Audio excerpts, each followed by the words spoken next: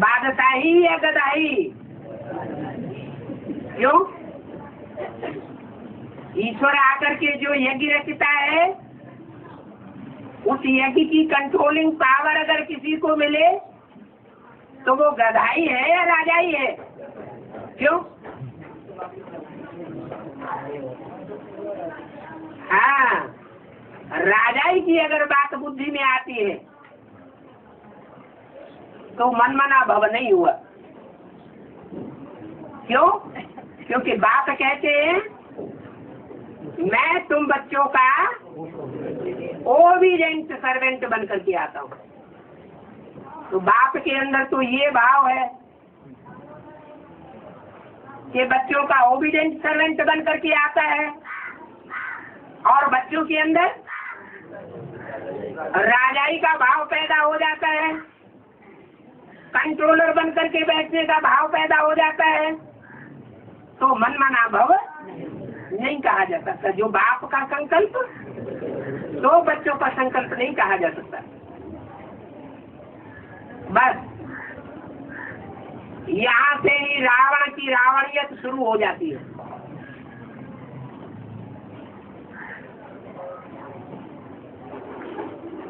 ज्ञान में आने के बाद,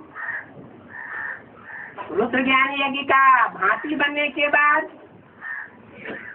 अगर सेवा भाव अंदर से नहीं रहा और दूसरी आत्माओं को अपने कंट्रोल में रखने का भाव रहा, तो जैसे कि रावण बन गए।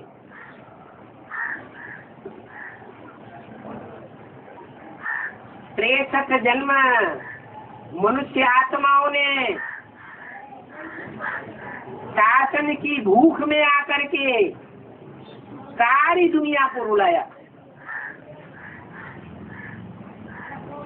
मनुष्य ने जो भी शासन किया, वो शासन रावण राज्य लाने का निमित्त बना या राम राज्य लाने का निमित्त बना?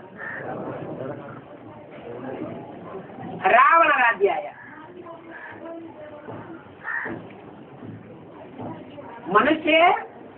मनुष्य को कंट्रोल करेगा तो रावण बन सकता है, राम नहीं बन सकता। इसलिए भक्ति मार्ग की परंपरा में आज भी 33 करोड़ देवताओं में से एक ही देवता है जिसको स्वतंत्रता का सम्राट माना जाता है। स्वतंत्र रहो और स्वतंत्र रहने दो। ज्ञान में आने का मतलब क्या है? भल मुरली में बोला हुआ है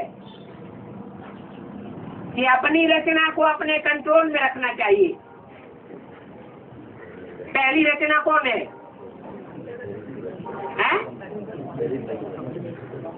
पुरुष।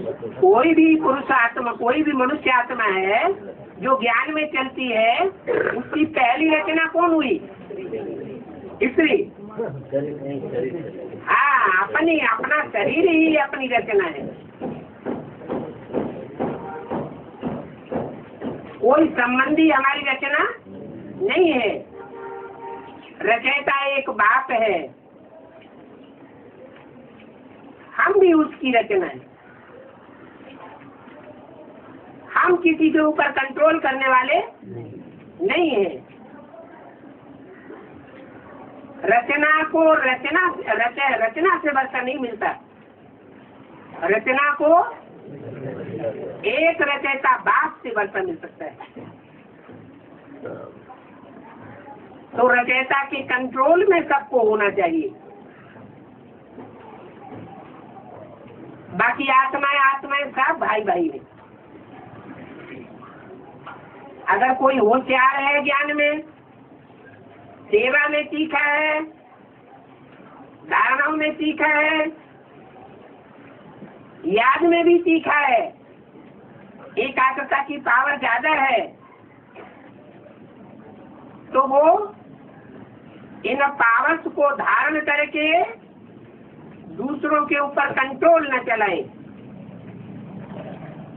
कोशिश करे कि जो भी संगी साथी आत्माएं हैं वो आप समान बने।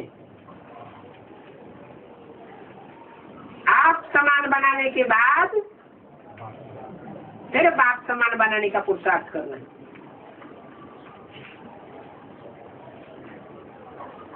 आप समान ही नहीं बना पाएंगे तो बाप समान कैसे बना लेंगे?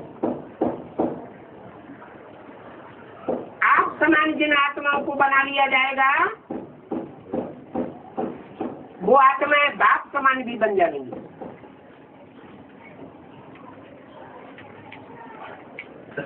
बाप है सूर्य,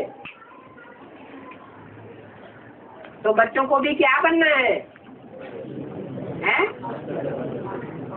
सूर्यवंशी बनना है। तो सूर्यवंशी खुद बनना है और दूसरों को भी बनाना है। अगर चंद्रवंशी का नशा आता है,